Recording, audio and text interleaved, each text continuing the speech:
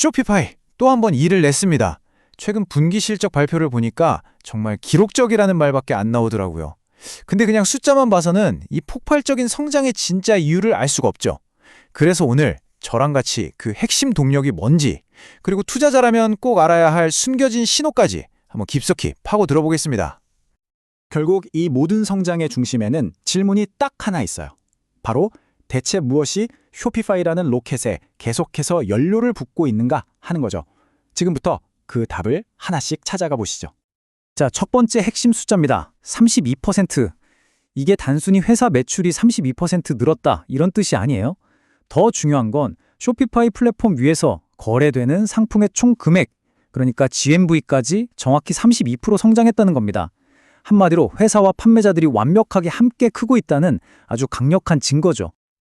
근데 진짜 놀라운 숫자는 따로 있습니다. 바로 67%. 이게 뭐냐면요.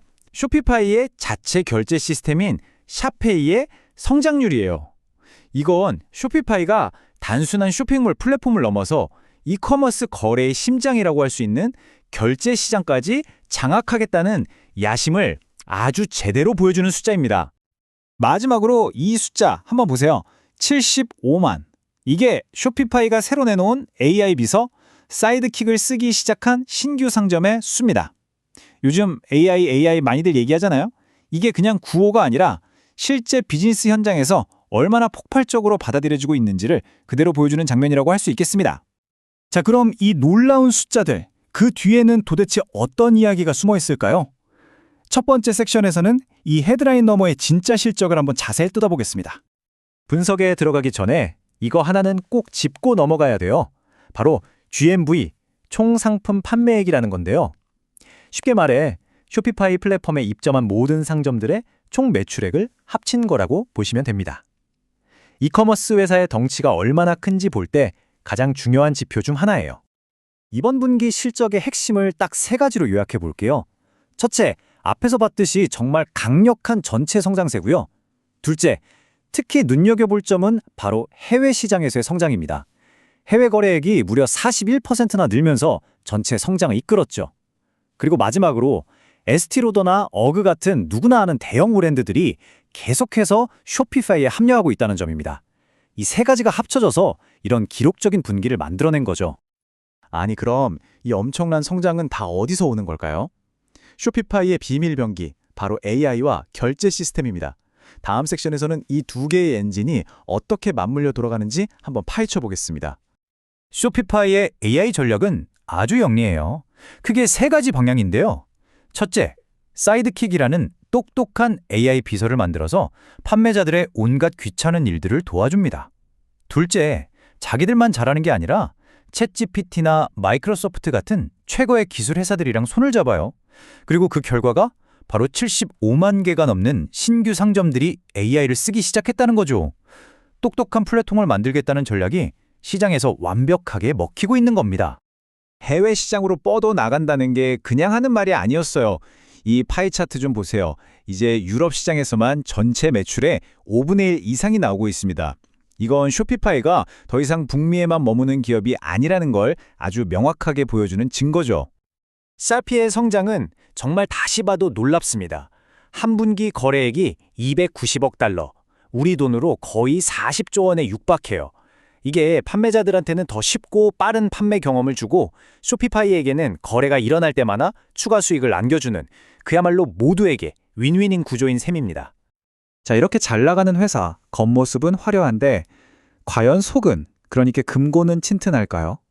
다음 섹션에서는 쇼피파이의 재무제표를 한번 열어보고 이 눈부신 성장이 혹시 모래 위에 지은 성을 아닌지 꼼꼼하게 확인해 보겠습니다. 이 표 보면 좀 복잡해 보이죠? 괜찮아요. 딱 두 가지만 기억하시면 됩니다. 첫째, 유동비율이 3.85. 이게 무슨 뜻이냐면 회사가 당장 갚아야 할 빚이 100원일 때 현금으로 바꿀 수 있는 자산을 385원이나 가지고 있다는 뜻이에요. 엄청 안전하죠. 둘째, 부채 자본 비율이 0.09. 이건 자기 돈이 100원일 때 남한테 빌린 돈은 9원밖에 안 된다는 의미입니다. 결론적으로 쇼피파이는 빚도 거의 없이 아주 탄탄한 자금력으로 사업을 하고 있다는 거죠. 수익성 아주 훌륭합니다. 순이익률이 23%나 되니까요.